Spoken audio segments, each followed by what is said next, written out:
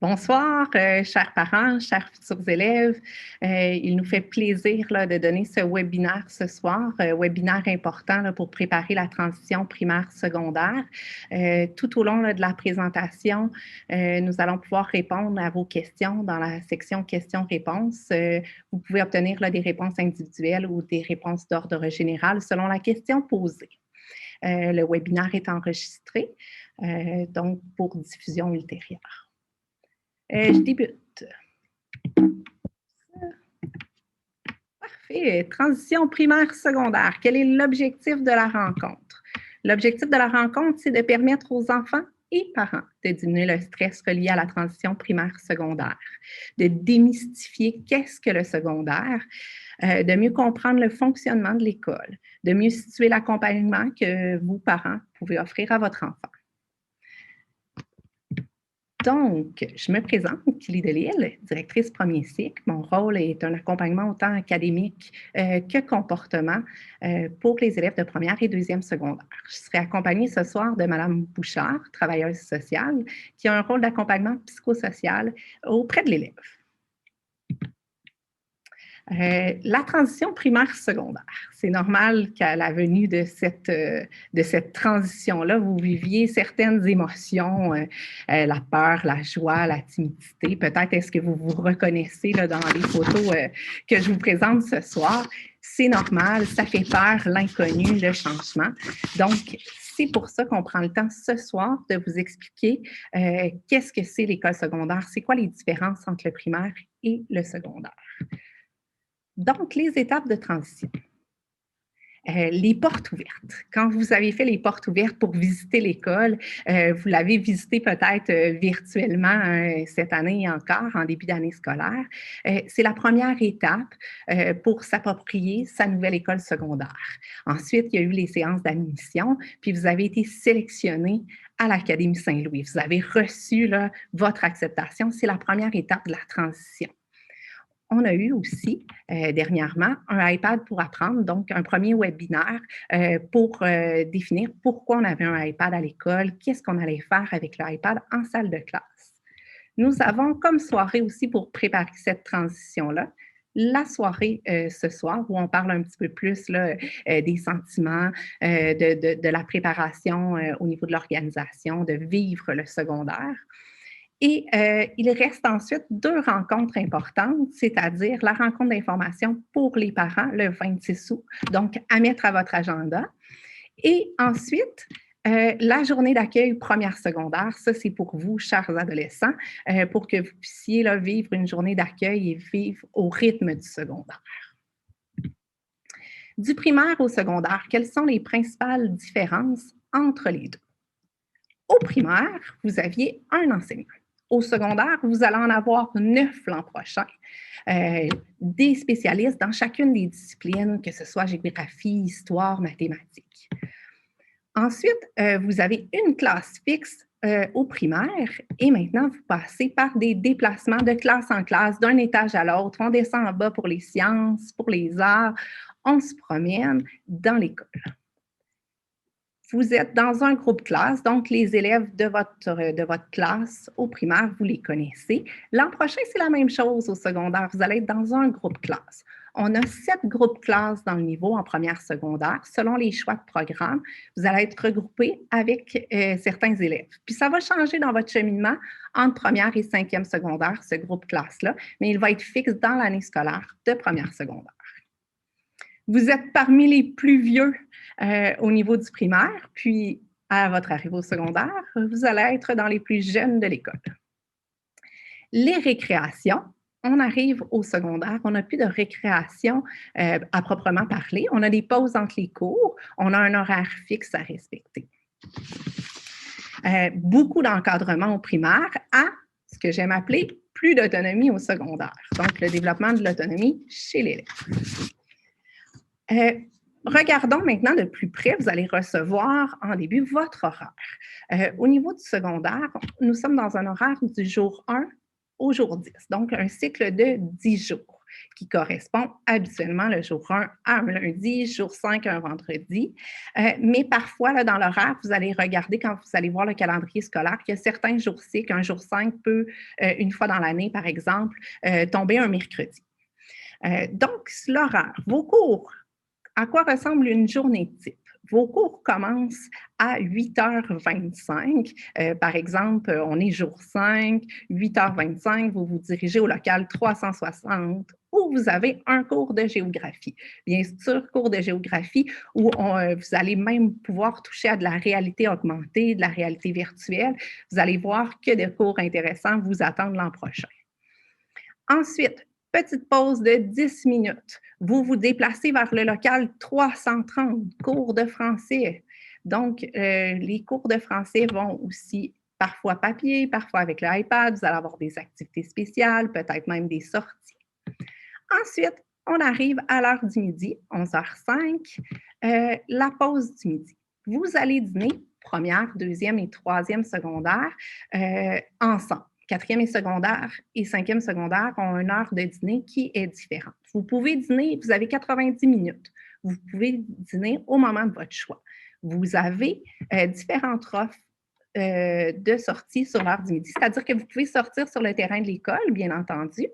On ne peut pas sortir du terrain de l'école, par exemple, première, deuxième et troisième secondaire. S'il y en a qui souhaitent aller dîner à la maison, là, vous pourrez avoir une permission de dîner à la maison, c'est possible, mais sinon, vous dînez à l'école. Ensuite, qu'est-ce qu'on peut faire sur l'heure du midi? On voit là à gauche, il va y avoir des activités, des midis animés par la vie scolaire.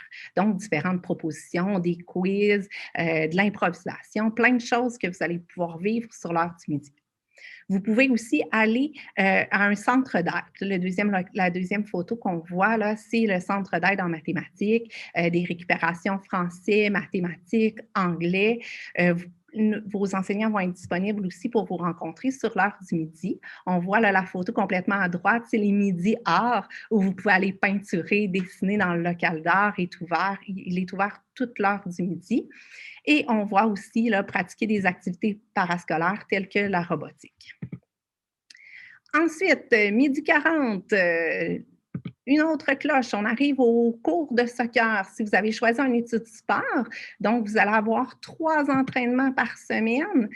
Si vous êtes en hockey scolaire, ça va jusqu'à 4 entraînements par semaine pour pratiquer votre sport favori. Vous pouvez aller soit à l'extérieur selon la saison, aller dans nos nouveaux gymnases du complexe sportif, par exemple, ou aller à la salle de musculation avec vos entraîneurs. Et on termine cette belle journée à 14h05, une autre pause de 10 minutes et un cours de mathématiques. Vous allez voir à l'Académie Saint-Louis, là, les mathématiques, ça se vit autrement. On manipule, on touche, on peut aller à l'extérieur, c'est très, très vivant, là, notre département de mathématiques. Et 15h20, fin des cours. Vous pouvez prendre l'autobus de ville ou l'autobus scolaire, selon. Vous pouvez aussi rester à l'école là, pour pratiquer votre activité favorite, un parascolaire auquel vous êtes inscrit, un sport en activité parascolaire. Donc, c'est ça à quoi ressemble un horaire.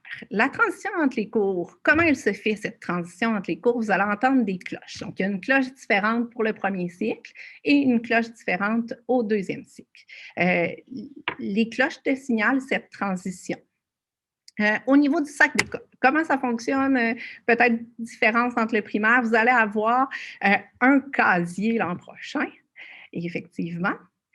Donc, une case qui va vous être attribuée. On espère qu'elle ne ressemble pas à la photo présentée ici, mais bien un casier comme celui-ci. Dans le casier, vous allez retrouver des tablettes qui sont fournies par l'école pour vous aider à structurer votre matériel, à mettre vos livres, votre manteau, vos bottes vont dans le casier et vous allez avoir un cadenas qui va être fourni par l'école. Là, ça inquiète souvent là, les élèves de 6e année, là, les combinaisons à numéros. Vous allez avoir un cadenas avec une combinaison, puis avec votre accompagnateur pédagogique, je vais vous expliquer son rôle tantôt. Vous allez bien sûr vous pratiquer à bien ouvrir votre casier pour que ce soit facilitant de ce côté-là, puis que vous puissiez l'utiliser facilement. On conseille là, de garder ce casier-là en ordre parce que, je vous l'ai dit tantôt, on a 10 minutes entre les pauses, entre les cours, donc c'est important que ce soit bien classé pour se retrouver. On encourage les élèves là, à placer leur horaire dans la porte de leur casier pour savoir à quel local ils doivent se diriger ensuite. Vous pouvez, là, le choix de couleur des cartables par matière, c'est un bon truc. Si, par exemple, en français, c'est bleu, ben, notre case d'horaire peut être bleue. Vous pouvez vous structurer de la manière dont vous choisissez de le faire, mais on va vous aider quand même. On va vous donner des petits trucs. Par exemple, une pochette là, multisection, c'est facilitant aussi là, pour bien pour mettre les feuilles et les documents importants, qu'on n'ait pas là, à se chercher les documents nécessaires pour son cours. Matériel scolaire, on en a parlé lors du dernier webinaire, on a un iPad. Un iPad qui va être dédié à l'apprentissage, bien sûr. Donc, ce n'est pas un outil là, pour le jeu, c'est vraiment un outil d'apprentissage. Et pour ceux et celles qui n'ont pas assisté là, à cette conférence-là, c'est sûr qu'on utilise encore du matériel papier. On ne se limite pas à du matériel numérique. Quand vous allez recevoir votre matériel scolaire, c'est important de faire attention parce que parfois, on a et le cahier papier et le cahier numérique, c'est-à-dire qu'on a une version numérique qui va être disponible dans le cahier avec un code pour l'installer sur l'iPad. Des fois, ça a l'air d'une publicité, puis on a tendance à mettre ça de côté.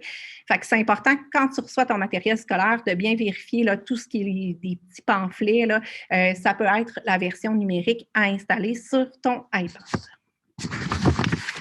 Donc, je tenais à vous dire là, pourquoi on a décidé d'avoir un iPad 1 pour 1, d'utiliser cet outil numérique-là à l'apprentissage. Je pense qu'en temps de pandémie, ça va de soi que l'iPad a été un outil plus qu'utile là, pour permettre l'enseignement à distance, mais l'iPad permet là, de faciliter l'accès à de l'information riche, variée et actuelle.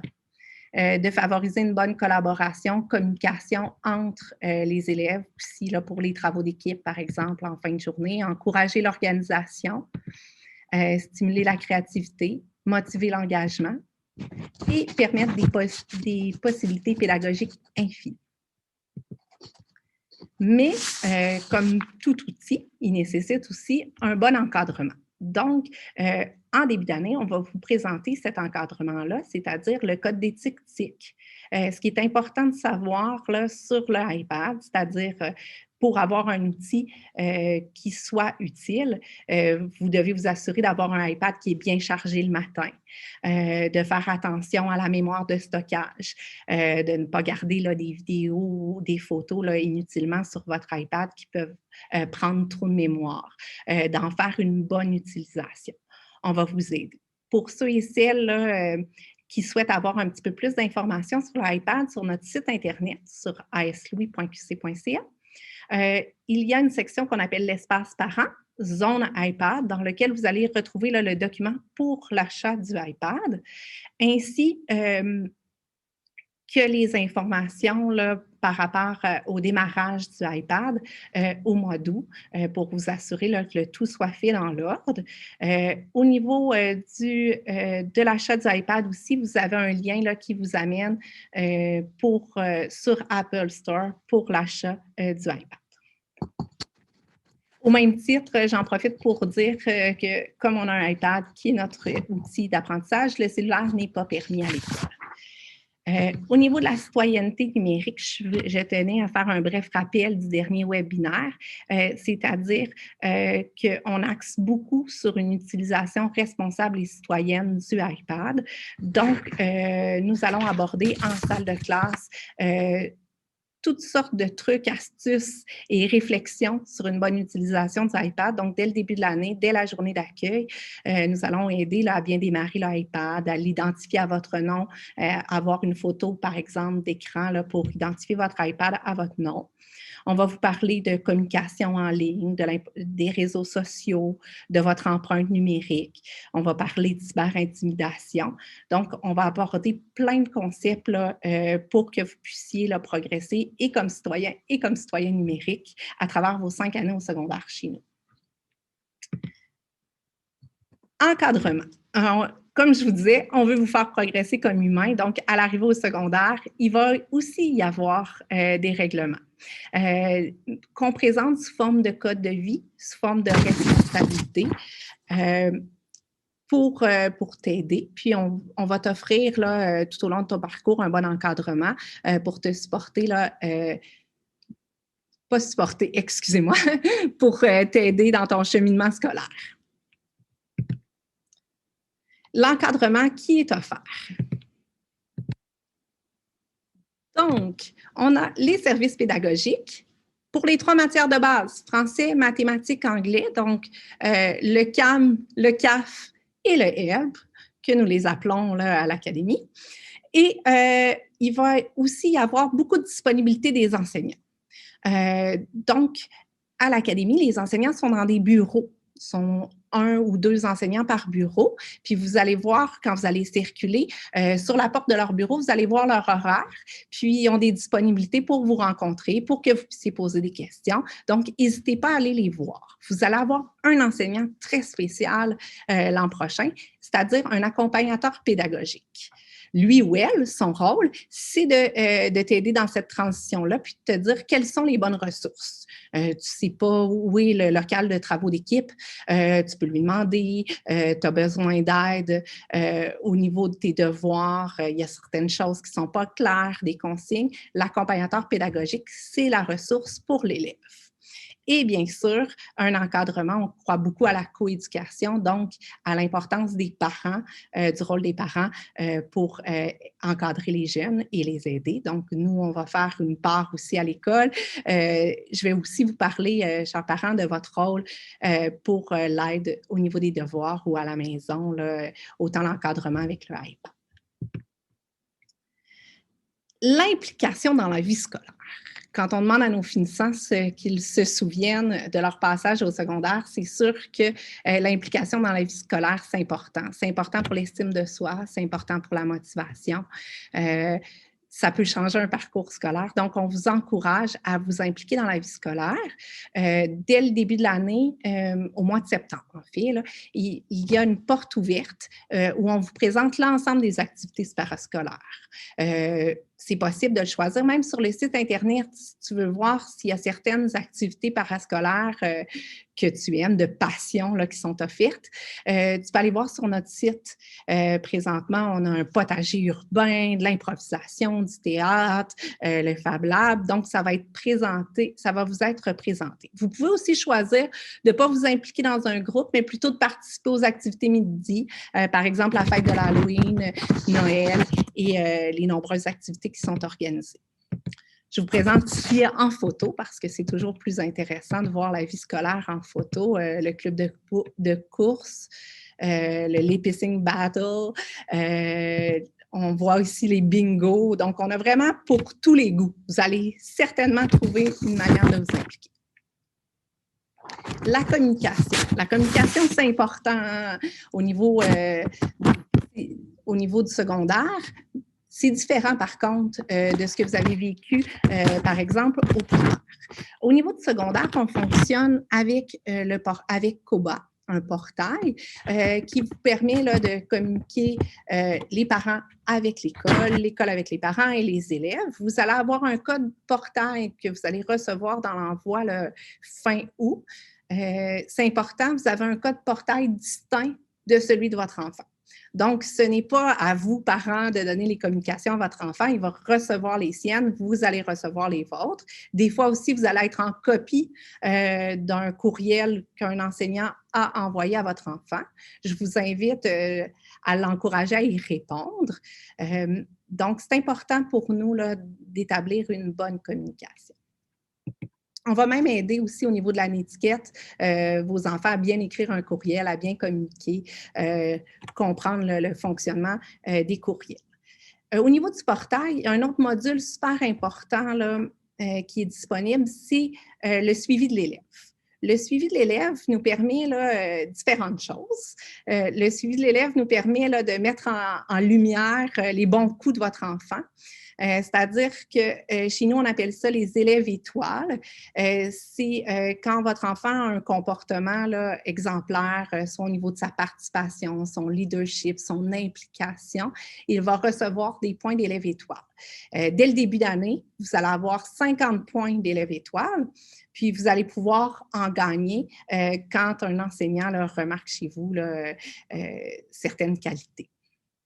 Puis, au niveau du suivi de l'élève, il y a aussi une notion là, qui vous permet aux parents de voir les observations des enseignants. C'est-à-dire, si jamais là, c'est plus difficile au niveau des devoirs, au niveau du suivi de l'élève, l'enseignant va vous mentionner un devoir non fait, par exemple, l'oubli de matériel. C'est vraiment pour vous aider à faire un suivi avec votre enfant le soir à la maison. Donc, ce n'est pas d'y répondre immédiatement, c'est vraiment une observation qui vous aide à mieux comprendre ce qui se passe à l'école. Puis, c'est une bonne porte d'entrée pour un dialogue. Donc, que ce soit pour un élève étoile ou pour le suivi de l'élève, ça vous permet de dialoguer avec votre enfant puis de savoir ce qui va se passer là, dans sa journée. C'est sûr qu'à l'ère du numérique, quand les courriels arrivent rapidement, puis vous allez voir là, au niveau du portail, on peut être branché aussi avec l'application. On vous invite à les regarder là, le soir quand vous êtes avec votre adolescent pour en discuter avec lui ou elle.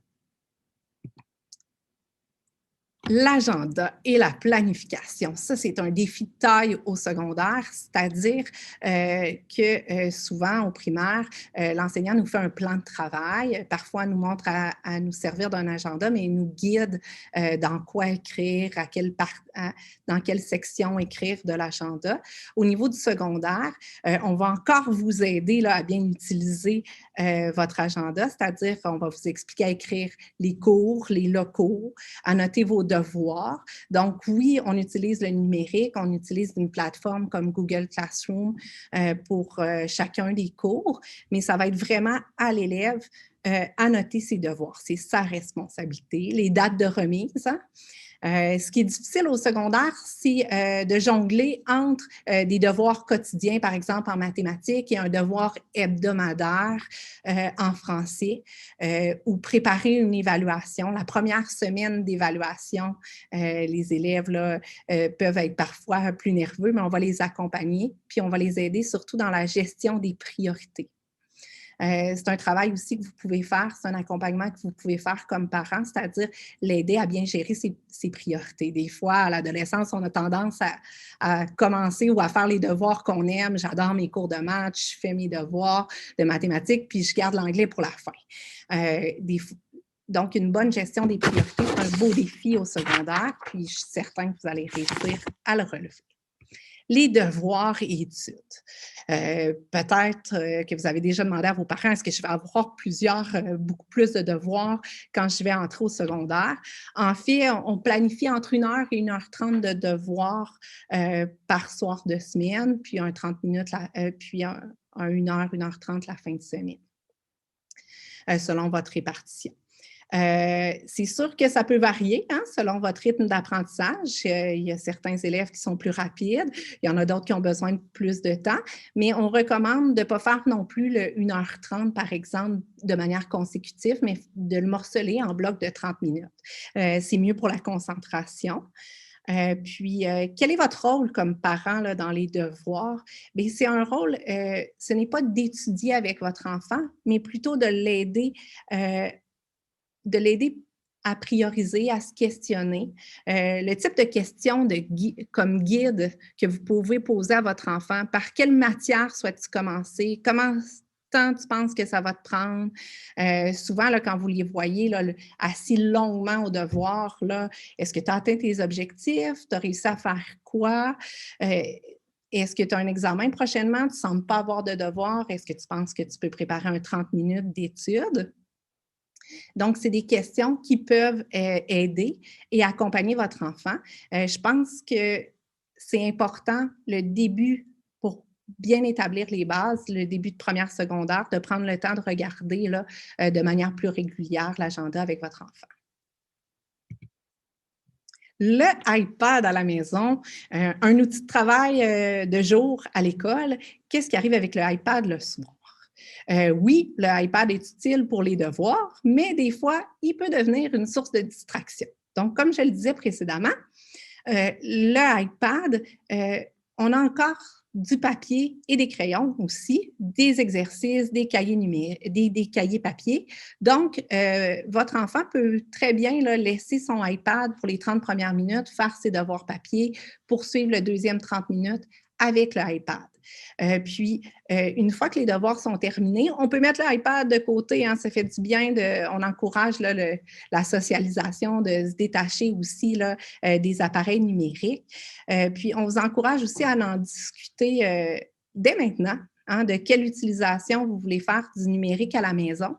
C'est-à-dire qu'on recommande que l'iPad soit rangé dans une pièce autre que la chambre, qu'il soit déposé au moins 30 minutes avant d'aller se coucher.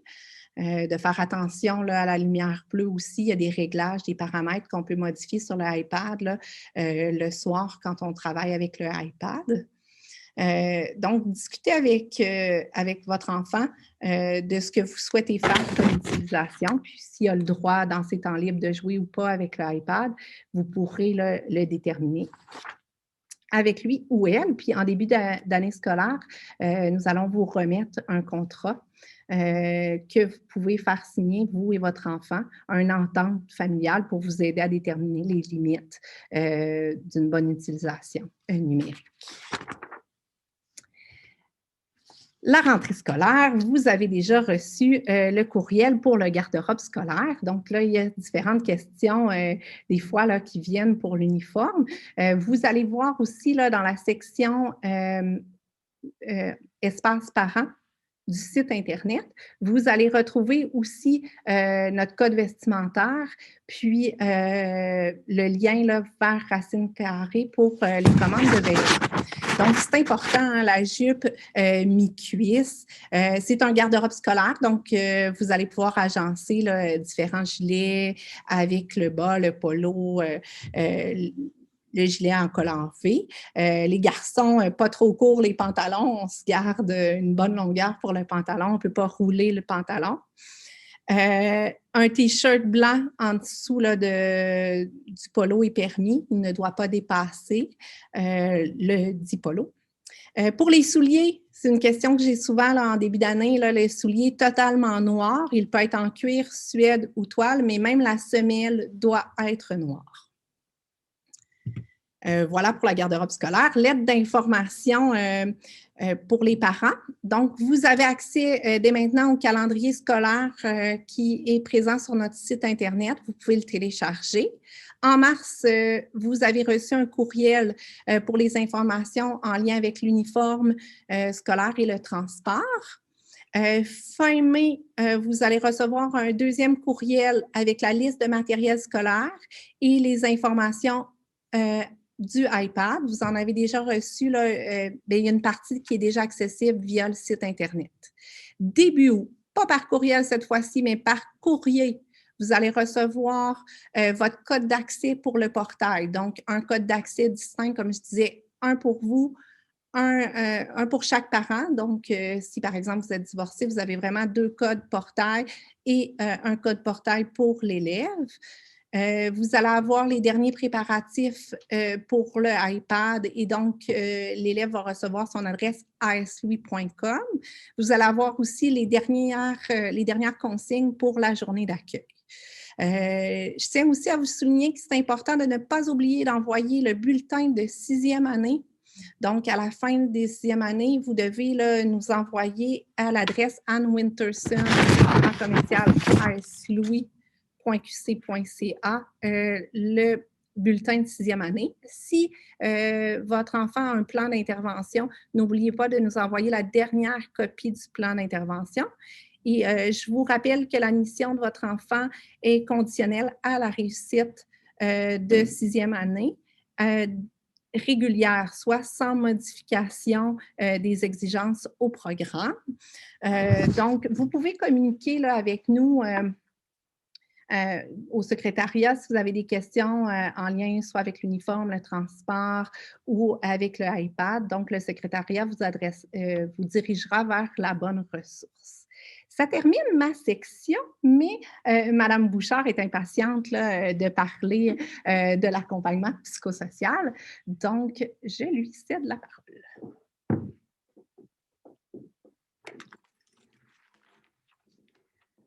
Bonsoir. Donc, pour des raisons pratico-pratiques, nous avons choisi d'utiliser le même ordinateur. C'est ce qui nous mène à ce petit changement. Donc, Madame Delisle. Oh, j'ai oublié de parler de la journée. Voulez-vous que j'en parle? Oui. Bon, écoutez, on va commencer comme ça. Donc, sachez que à leur première journée, à votre première journée, chers futurs élèves, vous aurez l'opportunité de vivre, en fait, différents moments là, dans cette journée. D'abord pour apprivoiser peut-être les lieux de votre école, connaître vos nouveaux enseignants, prendre le temps aussi de connaître les personnes que vous allez côtoyer, donc les autres jeunes de votre groupe, etc. Donc, c'est une journée qui se veut, bien sûr, positive, puis pour laquelle là, vos enseignants prennent beaucoup de temps, finalement, pour vous accueillir dans le sourire, puis en même temps pour explorer, là, finalement, l'année qui s'en vient pour vous. Donc, voilà. Donc, c'est ici que je devais commencer.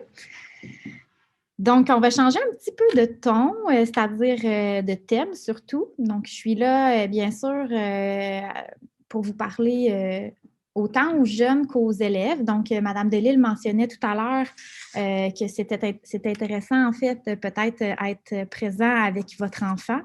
Donc, j'espère m'adresser parfois aux jeunes et parfois aux parents. Donc, vous verrez, selon peut-être la section là, pour laquelle je prends la parole, là, parfois je m'adresserai davantage aux futurs élèves de notre établissement, parfois à vous comme parents. Donc, ma vie sociale, ma santé mentale, mes émotions. Donc, on va explorer différentes choses autour du jeune qui arrive au secondaire. On commence comme ça. Donc, j'arrive au secondaire, qui suis-je? Mais en fait, je trouve que cette question-là est intéressante parce que autant pour les parents, on ne se cachera pas que ça fait un moment que vous avez eu votre entrée au secondaire et pour le jeune, ce n'est pas encore arrivé. Donc, bien sûr, autant pour un, pour l'autre, vous faites face à quelque chose qui est inconnu. La seule chose que vous savez, c'est que vous avez 11-12 ans. Bien, à 11-12 ans, on vit beaucoup de changements. Donc, des fois, des changements qu'on voit venir, des fois, des changements qui nous surprennent, des fois, des changements qu'on comprend et des fois, des changements qu'on ne comprend pas. Par exemple, je pourrais avoir des nouvelles réactions pour plein de raisons. Parce que j'ai expérimenté des nouvelles choses, parce que je vis moi-même des changements. Hein. Bien sûr, le changement d'école en est un gros changement hormonal, on ne se le cachera pas, des nouvelles amitiés, des nouveaux sports. Donc, ça peut m'amener peut-être parfois même, moi, comme jeune, à moins me reconnaître ou à explorer des différences dans ma vie. À un nouveau besoin d'avoir, en fait, d'appartenir à un groupe d'amis qui prend de plus en plus de place. Parfois, j'ai envie de vivre ces changements-là. Parfois, ils me font peur.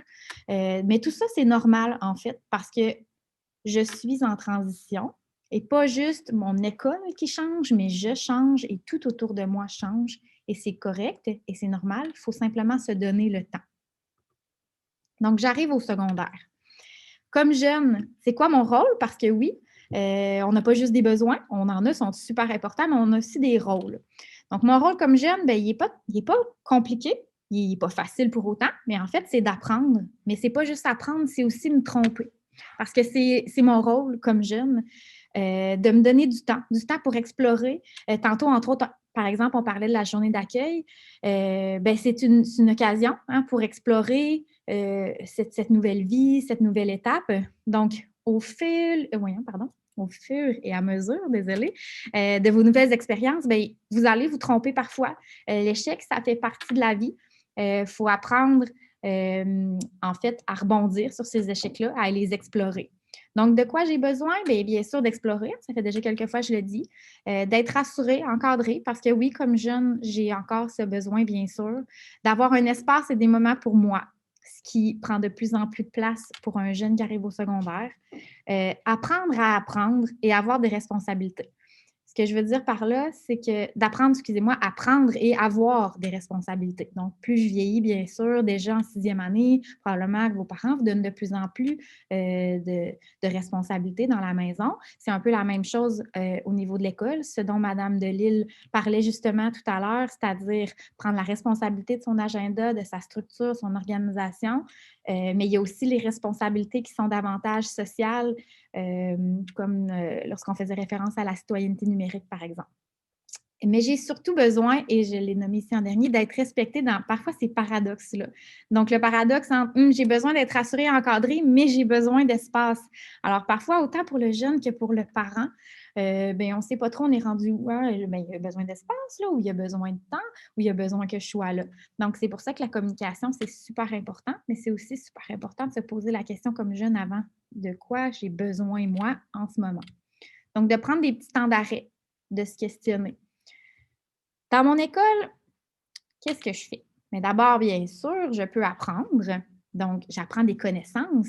J'apprends, c'est-à-dire aussi comment les utiliser et être un jeune qui est un citoyen responsable. Je reprends encore une fois l'exemple de la citoyenneté numérique parce que c'est un exemple qui est super pertinent en lien autant avec le iPad, mais on en parlera un petit peu plus loin là, ce soir, mais avec la réalité hein, des cours par Zoom, etc. Donc, prendre sa place dans l'univers virtuel de façon saine et responsable, c'est aussi un apprentissage super important qu'on fait à l'école. Mais je peux bien sûr questionner. Donc, qui sont là pour moi au niveau de mes questionnements? Bien sûr, vos enseignants. Les collègues de classe, souvent, ça peut être super utile d'étudier ensemble, de se poser des questions. Mon grand, ce que ça veut dire, et on pourra en parler davantage lors de votre entrée, pour ceux qui sont au pavillon Saint-Louis-de-Gonzague, vous expérimentez déjà un peu cette expérience de jumelage, c'est-à-dire entre les 6e années, maternelle, etc. Donc, où un plus vieux de l'école accompagne un élève plus jeune. Donc, vous allez expérimenter là, ce même type de jumelage qu'on appelle ici à l'Académie Saint-Louis. Et vous pouvez bien sûr questionner les intervenants. Donc, je peux aussi m'impliquer. C'est vraiment important au niveau du sentiment d'appartenance, au niveau de prendre sa place dans l'école, mais aussi créer des liens avec des amis et apprendre à se connaître. Donc, que ce soit la vie sportive ou la vie étudiante, c'est 2 belles opportunités, en fait, de finalement s'impliquer dans son école, puis s'épanouir, autre que par nos matières académiques. Donc, je vous présente très rapidement ici 5 défis vraiment importants que vont vivre vos jeunes. Comme je le disais tout à l'heure, chez un adolescent, tout change. C'est pas seulement le fait d'arriver dans une nouvelle école, donc c'est pas la bâtisse uniquement, l'établissement qui change. Mais donc, tantôt, on parlait hormonal, bien sûr, les changements de la puberté. Il va y avoir le changement identitaire hein, qui parfois, pas le changement, mais pardon, le développement de l'identité. Donc, identitaire, c'est se poser des questions qu'on ne se posait peut-être pas avant. Essayer de se définir, de mieux se comprendre au niveau affectif, cognitif et relationnel. Puis, à ce niveau-là, je vous ai mis là, dans la présentation le livre de Mme Tétrault qui est super intéressant en lien avec ces défis de l'adolescence, mais aussi du fait d'être connecté, que ce soit en lien avec les appareils électroniques, mais aussi les réseaux sociaux. Donc, c'est une lecture intéressante pour vous, peut-être, chers parents. On a parlé du rôle du jeune. Les parents aussi, bien sûr, ont un rôle plus qu'important. Donc, on va se concentrer, bien sûr, pas juste sur les adolescents, mais les 12-14 ans. Être parent d'un 12-14 ans, pour moi, je trouve que la comparaison au bambou, c'est une comparaison que j'aime beaucoup. Parce qu'on l'a dit tout à l'heure, le jeune a besoin d'être respecté dans ses paradoxes. Mais ce que ça veut dire, tantôt je disais, le jeune a besoin de moments seuls, mais il y a aussi besoin de moments où il est encadré, etc. Ça demande une grande flexibilité de la part du parent quand vient l'adolescence. C'est parfois confrontant comme parent. Donc, l'idée du bambou, en fait, hein, un bambou, vous avez tous probablement déjà vu un bambou, donc c'est évidemment un morceau de bois qui pousse en hauteur, en longueur, et malgré le vent, etc., c'est quelque chose qui ne brise pas, qui ne casse pas parce qu'il est flexible et il bouge avec le vent. Donc, c'est cet ajustement-là qui est un art, qui n'est pas facile, mais qui est une belle image à avoir comme parent qui accompagne un jeune de 12-14 ans. Donc, on offre un cadre. Et là, ensuite, tout comme c'était le cas tantôt quand on a parlé du iPad, c'est quelque chose que vous pouvez parler entre vous, mais aussi entre vous, entre parents, mais avec votre enfant, que ce soit l'utilisation d'Internet, les tâches à la maison. Donc, on encadre sans faire à la place de notre enfant. De plus en plus, plus notre jeune grandit, vieillit, plus on souhaite qu'il fasse lui-même ses démarches. Ne pas faire à la place de l'enfant, ça veut aussi dire, oh, il se passe une situation avec son enseignant, d'encourager notre enfant à faire sa démarche lui-même, à écrire à l'enseignant, à prendre contact, etc., plutôt que de le faire avec lui. On le soutient, finalement, on l'accompagne, mais dans cet apprentissage-là qu'il va faire lui-même. Pas de recul, ce que ça veut dire, c'est juste de parfois prendre le temps de se demander, bon, qu'est-ce qui s'est passé? Est-ce que je devrais réagir sur la situation? Je devrais prendre un petit temps pour respirer. Ça, c'est bon tant pour le jeune que pour le parent. Donc, on se donne non seulement un pas de recul, mais surtout le droit à l'erreur. Tout à l'heure, j'ai commencé en me disant, comme jeune, ton rôle à l'école, c'est d'apprendre, mais c'est aussi de te tromper. Eh bien, comme parents, hein, ça fait partie de la vie. Il faut se donner le droit à l'erreur, autant à nous comme parents qu'à nos enfants. Nos enfants vont se tromper, vont vivre des échecs. Ça fait partie de la construction au niveau des apprentissages, que ce soit académique ou que ce soit personnel, psychosocial. Donc, c'est important rapidement d'apprendre à notre jeune que ce qui le définit, ce n'est pas son erreur, mais ce qu'il va faire pour rebondir de son erreur. Et ça, c'est vraiment significatif et c'est quelque chose pour lequel le parent peut être soutenant et faire une grosse différence dans l'apprentissage du jeune. Donc, en soulignant, oui, c'est réussite, mais en l'accompagnant à rebondir positivement parfois de ses erreurs. Dans le petit encadré sur les astuces, je vous encourageais à éviter de trop questionner les pourquoi des comportements, hein, si vous ignorez, mais je vais y revenir dans un instant, justement. J'ai écrit ici, bon, tu trouves, papa, maman, que je suis différent, mais tu me poses plein de questions. Donc, peut-être parfois, papa, maman, tu trouves que je suis bête. Je suis désolée, je réagis peut-être pas toujours bien. Papa, maman, aux questions que tu me poses, en fait, c'est que je panique quand tu me poses tes questions parce que j'ai pas la réponse. Et souvent, c'est quelque chose pour lequel j'amène autant le parent que le jeune à réfléchir parce qu'en fait, comme jeune, ça peut devenir confrontant quand notre parent nous pose des questions pour lesquelles on n'a pas de réponse. Puis pour lequel il n'avait peut-être une question pour laquelle il n'avait peut-être même pas encore réfléchi. Donc, des fois, c'est important de laisser du temps à notre enfant, de comprendre que ce n'est pas forcément qu'il nous rejette. Peut-être que j'ai semé une graine comme parent, peut-être que je lui ai fait réfléchir à quelque chose, comme je disais, qu'il n'avait pas encore pensé. Donc, comme parent, ce que je veux faire, c'est laisser du temps. Démontrer que je suis là, mais sans peut-être insister. Votre enfant va venir vous voir, vous parler quand lui-même va être prêt.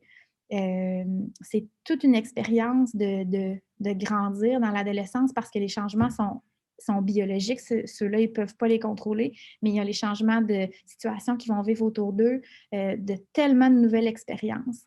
Donc, c'est important d'explorer toutes ces situations-là ensemble puis se donner du temps. Donc, encore là, ça revient à ce que je disais tout à l'heure, encadre-moi, mais pas trop. Donc, j'aime beaucoup l'exemple où on dit, quand on veut aider quelqu'un à se nourrir, on ne pêche pas à sa place, on lui apprend à pêcher. Donc, c'est d'avoir un peu cette posture-là en tête comme parent. Si peut-être votre enfant semble peut-être anxieux par rapport à l'arrivée au secondaire. Parfois, vous ne savez même pas comme parent, quoi aborder, quoi explorer, ou vous voudriez lui apprendre plein de choses, mais finalement, ça ne correspond peut-être même pas à son besoin parce que lui, ce n'est pas ce qui l'inquiète. Donc, je vous encourage vraiment à être dans l'ouverture, puis à amener votre jeune à réfléchir à ce dont lui, il a besoin. Parce que entre deux personnes, hein, ce qu'on perçoit nous comme un besoin pour l'autre et ce que c'est réellement pour nous, c'est souvent plutôt différent. Donc, votre jeune a beau entrer dans l'adolescence et je suis persuadée que sa lecture de son besoin, puis qu'il est plutôt conscient de certaines craintes qu'il a. Peut-être que certaines craintes ne sont même pas encore arrivées et puis tant mieux. On vivra, on les réglera finalement lorsqu'elles arriveront. Donc, c'est un peu ce que je vous ai mis ici aussi dans l'encadré d'Allo Prof. Peut-être parfois, c'est aussi de discuter de la journée typique, etc., l'aider à s'organiser. Donc, c'est vraiment des éléments dont Mme Delisle vous a parlé en début de rencontre qui sont vraiment très pertinents, d'où l'importance peut-être que votre jeune soit avec vous pour regarder ou revoir plus tard là, cette rencontre-là. Ça peut être vraiment rassurant de savoir finalement où on s'en va et les choses qui se présentent devant nous. Je voulais juste prendre un petit instant pour faire un retour sur le fait que l'école, depuis un moment, ça a été des allers-retours d'une vie en Zoom. Donc, ça nous demande, que ce soit comme parents, mais aussi beaucoup comme jeunes, de nous adapter constamment. Je tenais quand même à prendre juste un petit instant là, pour vous rassurer, puis vous mentionner, là, vous l'avez expérimenté au primaire, vous savez qu'au secondaire, c'est légèrement différent, mais du soutien tant au niveau académique qu'émotionnel, ce sera toujours disponible pour vous. Donc, même lorsque on espère ne pas avoir à revivre de longues périodes là, d'enseignement par Zoom, mais si ça arrive, sachez qu'à l'Académie Saint-Louis, les enseignants, les intervenants sont disponibles, les membres de la direction, bien sûr, aussi sont vraiment disponibles pour vous soutenir dans cette adaptation-là. On le fera autrement s'il y a lieu. Je tenais simplement là, à vous rassurer par rapport à ça. Puis peut-être garder en tête de l'importance de l'espace de travail. Là, je le parle par rapport au Zoom, mais je pense que ça se transpose super bien aussi par rapport à l'étude le soir à la maison. Donc, même si vous êtes dans un contexte où heureusement, on serait dans une formule normale là, à l'école, l'espace de travail dans lequel on étudie, c'est toujours super important. Donc, de laisser mon cerveau disponible. Donc, peut-être éviter d'être couché pendant une période de travail, hein, donc d'être en action. Puis de trouver des moyens de maintenir nos relations avec notre entourage, que ce soit en échangeant puis en nommant comment on se sent, ce qu'on vit, etc. Donc, c'était ma petite parenthèse pour ma vie en Zoom actuellement.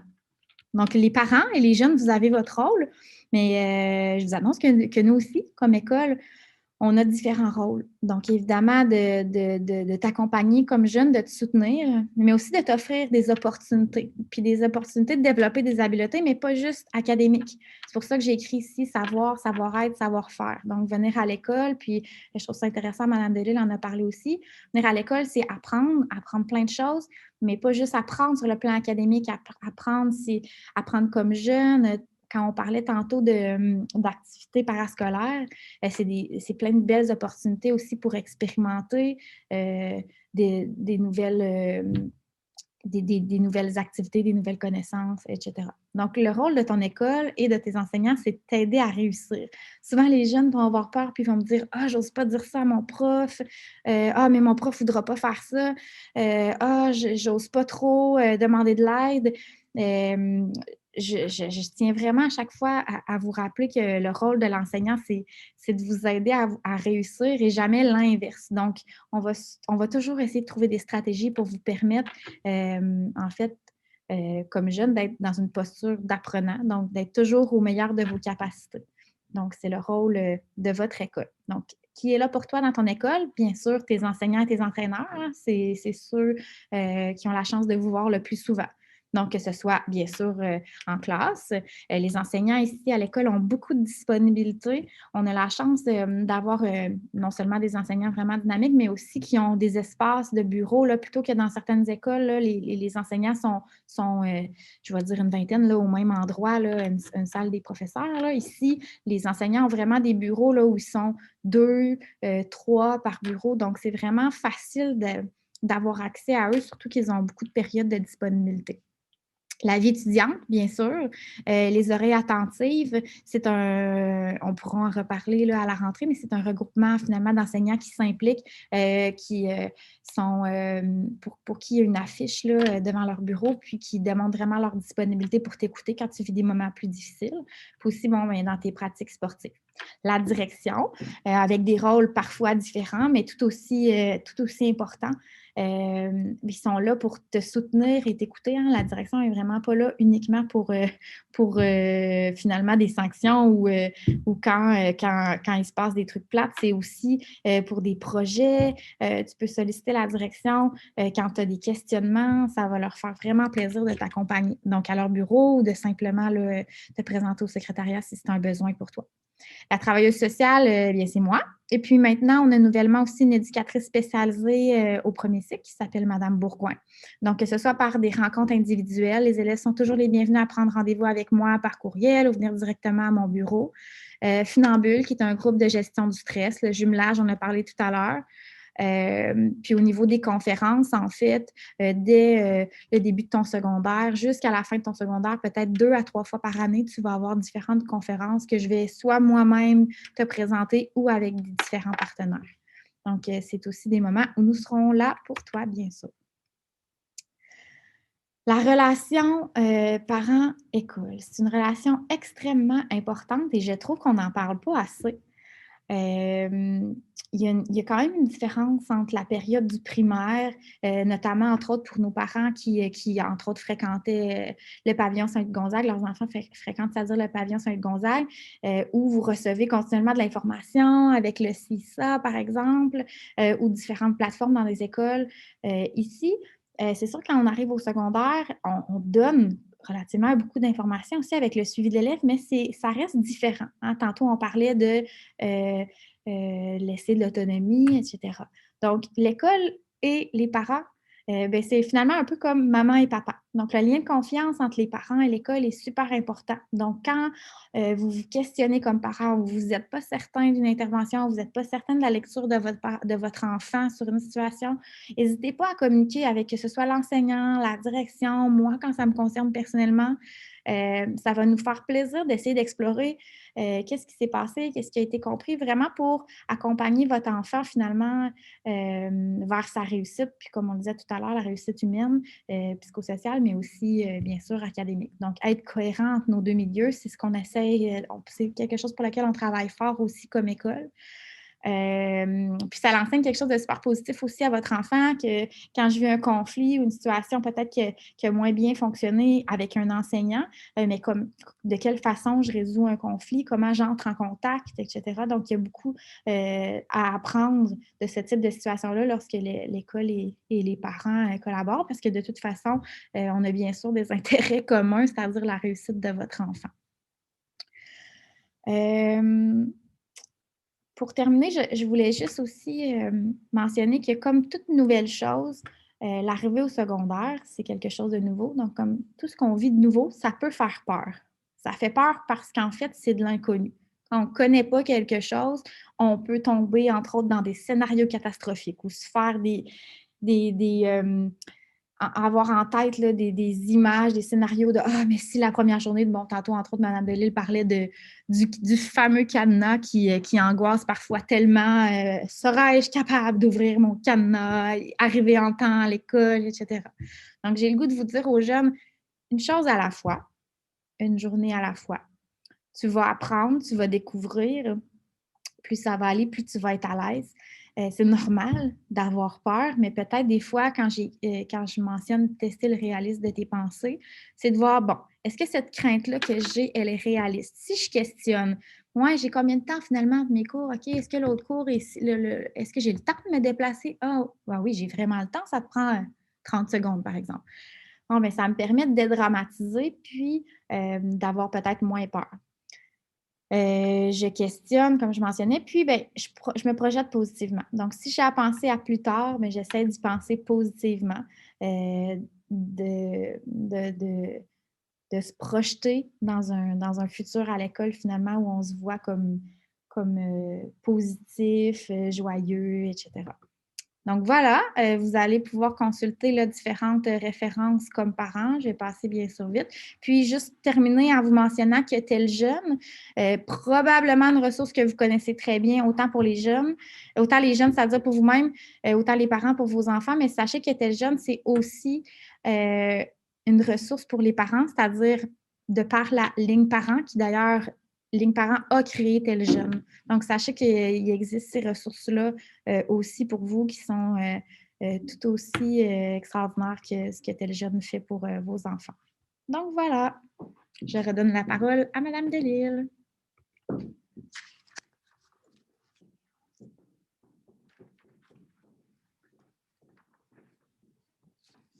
Oui, avant de fermer le webinaire, je tenais à répondre à certaines questions qui ont été posées. Vous pouvez encore en poser là, dans la section questions-réponses. J'ai vu là, qu'il y a une auditrice qui a la main levée. On pourra là, tantôt, après le départ de certains candidats, si vous voulez rester pour poser des questions, là, on pourra vous donner la parole. Sinon, vous pouvez le poser dans questions-réponses. Cette année, hein, malheureusement, vous n'avez pas pu, étant donné le contexte, visiter notre école. Puis ça a fait partie là, beaucoup des questionnements. Je veux vous rassurer, là, c'est certain que dans les conditions actuelles de la pandémie, on ne peut malheureusement pas vous faire visiter l'école. Par contre, à la journée d'accueil, soyez certains là, qu'on fait une activité, un rallye, puis ça va prendre un peu plus d'ampleur là, cette année pour bien visiter l'école. Donc, les jeunes vont se promener en petits groupes dans l'école. Et lors de la journée d'accueil, c'est que les premières secondaires qui ont toute l'école pour eux. Donc, pas de deuxième, troisième, cinquième secondaire, donc que nos premières secondaires. Et nos enseignants là, vont être concentrés pour leur faire bien visiter l'école. Autre question qui a été posée là, davantage, au niveau là, du bulletin de sixième année, effectivement, là, les élèves qui viennent de notre pavillon primaire, du pavillon de Saint-Louis-de-Gonzague, les bulletins sont automatiquement transférés au secondaire.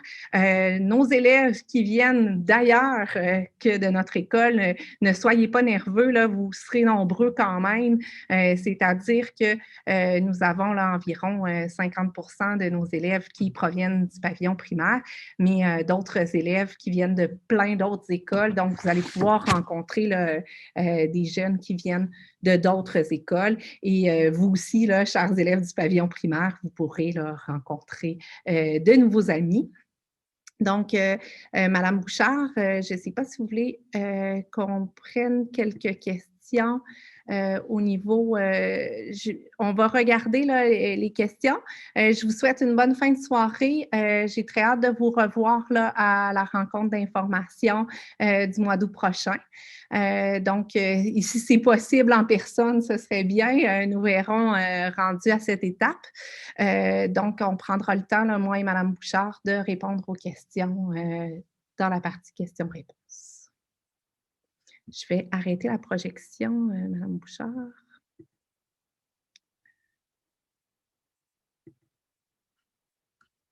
Arrêtez le partage. Parfait, ça va nous permettre de voir...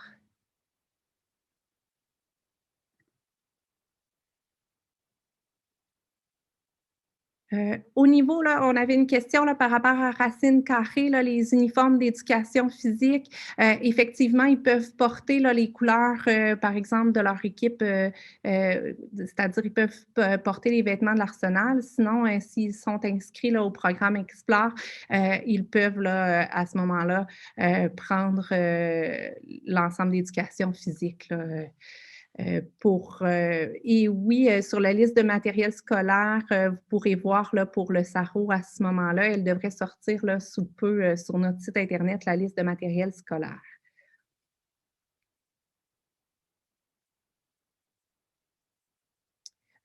Au niveau, là, si certains d'entre vous ont déjà un iPad, s'il est dédié et obtient les critères demandés là, pour l'utilisation du iPad, il peut poursuivre là, son utilisation secondaire, c'est-à-dire que si vous êtes au pavillon primaire et qu'il a le même iPad depuis 2 ans, là, les iPads font facilement là, 3 ou 4 ans, là, donc il peut poursuivre avec le même iPad. À ce moment-là, il n'y a pas de problème. La bibliothèque est ouverte le matin et aussi après l'école jusqu'à 16h30, si je ne me trompe pas. Donc, oui, possibilité d'aller étudier à la bibliothèque. Donc, pour l'étude sport, c'est à raison de 3 fois semaine. Ce n'est pas nécessairement l'après-midi. Ça peut varier là, selon l'étude sport auquel votre enfant est inscrit. La salle de musculation aussi, c'est sûr qu'en temps de pandémie, là, ça a été plus difficile pour la salle de musculation, mais elle est ouverte et accessible là, pour les élèves. Il y a un entraîneur qualifié qui est là pour les aider. Pour l'adresse de transmission du bulletin, je crois que si vous regardez dans la section questions-réponses, je l'ai affiché, c'est-à-dire anne.winterson@louis.qc.ca. Cette année, nous avons 8 classes de première secondaire. L'an prochain, ce sera 7 classes, de retour à 7 classes, c'est-à-dire qu'habituellement, on a 7 classes à tous les niveaux au secondaire.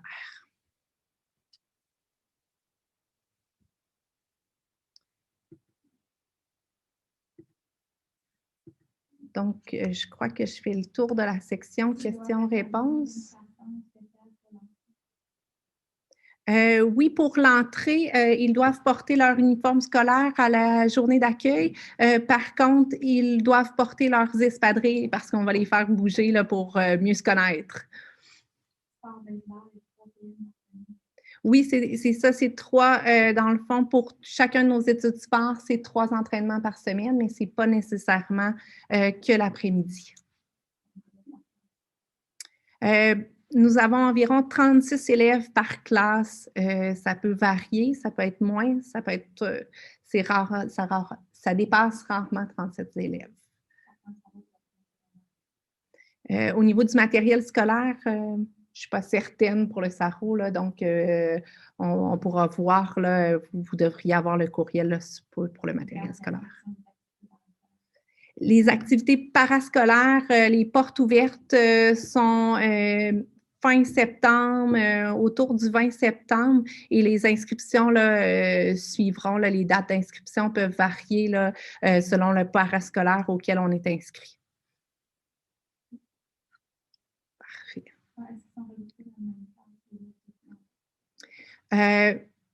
Normalement, là, selon l'étude sport et le programme, c'est-à-dire qu'on peut être inscrit, là, par exemple, en études sport ou études sport langue.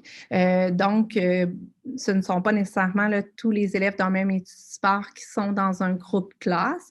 C'est sûr qu'en contexte, cette année, en contexte pandémique, c'est-à-dire que pour pouvoir pratiquer leur sport, là, les élèves devaient être regroupés par études sport, par classe bulle, donc étaient là, davantage regroupés selon leur sport, mais ça varie là, selon notre organisation scolaire. Non, au niveau des espadrilles, pour le sport, on n'a pas d'exigence par rapport à la couleur. C'est sûr qu'au niveau des gymnases, là, ça va être expliqué par les entraîneurs, là, mais j'imagine qu'il ne faut pas que ça graffine là, ou que ça laisse des marques là, en termes d'espadrilles. Oui, dans nos différentes correspondances courriels, on vous fera un rappel là, pour l'envoi des bulletins.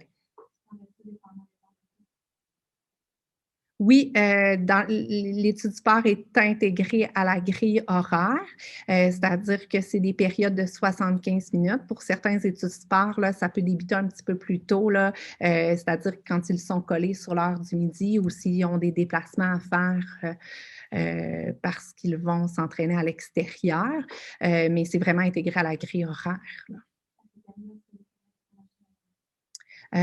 Oui, la cafétéria est ouverte pendant les pauses aussi là, pour acheter de la nourriture, où on fonctionne là, avec une carte de cafétéria, c'est-à-dire que l'achat de la carte est 5 $, puis vous pouvez mettre, l'élève là, peut mettre des sous sur sa carte, puis à ce moment-là, faire ses achats là, sur l'heure du midi ou à la sandwicherie. On a effectivement la cafétéria, puis on a une section sandwicherie qui est ouverte sur l'heure du dîner.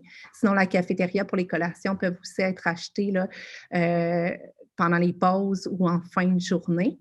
Puis, on a des machines distributrices aussi là, qui sont disponibles pour les élèves. Parfait. Donc, je vous remercie. Je vois que j'ai quand même plusieurs spectateurs d'encore connectés. Je vais s'assurer. Je vais fermer mon micro, Mme Bouchard, pour pouvoir répondre aux questions des spectateurs. Je vous souhaite une bonne soirée. Je vous remercie d'avoir été présent ce soir.